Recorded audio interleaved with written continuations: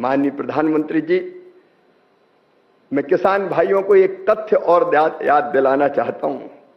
Urea और DAP जिसका इस्तेमाल हम फसलों के उत्पादन को बढ़ाने के लिए करते हैं, पहले की सरकारें लगातार उनकी कीमत बढ़ाती रहती थी, लेकिन जब से प्रधानमंत्री बने हैं नरेंद्र मोदी जी, रेट तय है।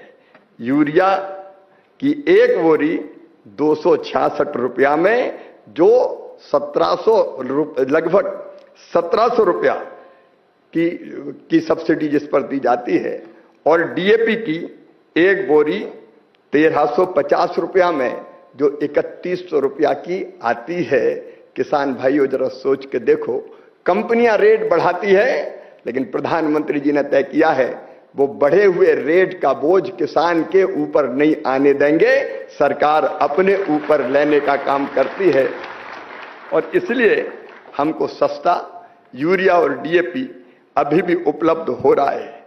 किसान भाइयों, छोटे किसान, लघु किसान, सीमांत किसानों को किसान क्रेडिट कार्ड के माध्यम से पिछले साल ही 24-25 में केवल फसलों के लिए जो ऋण लेते हैं 10 लाख करोड़ रुपए से ज्यादा की राशि मिली है। और जब से माननीय प्रधानमंत्री जी आए हैं, 1,62,000 करोड़ रुपया ब्याज की सब्सिडी के किसानों के खाते में डाला जा चुका है। अगर मैं उपलब्धियां गिनाऊं तो किसान भाइयों अनेकों हैं। संस्थागत ऋण बढ़ के लगभग 28 लाख करोड़ रुपया हो गया है, और फसलों के नुकसान पर प्रधानमंत्री फसल बीमा योजना के अंतर्गत अब तक 1,83,000 करोड़ रुपया किसानों के खाते में डाला जा चुका है। और इसलिए मैं प्रधानमंत्री जी को हृदय से धन्यवाद देता हूं।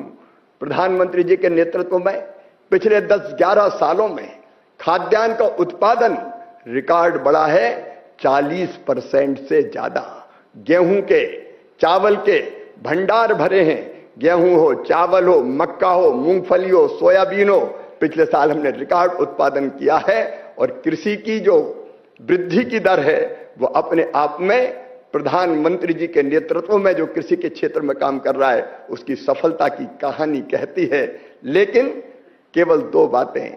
एक, दालों का आपने प्रधानमंत्री जी आह्वान किया था, उत्पादन तो बढ़ा है लेकिन खपत और बढ़ गई है। खपत इसलिए भी बढ़ गई कि आजकल क्रय शक्ति बढ़ी है, तो हर व्यक्ति पोषक आहार ग्रहण करना चाहता है। उस बढ़ती हुई खपत के कारण दालें हमको आयात करनी पड़ती है। प्रधानमंत्री जी की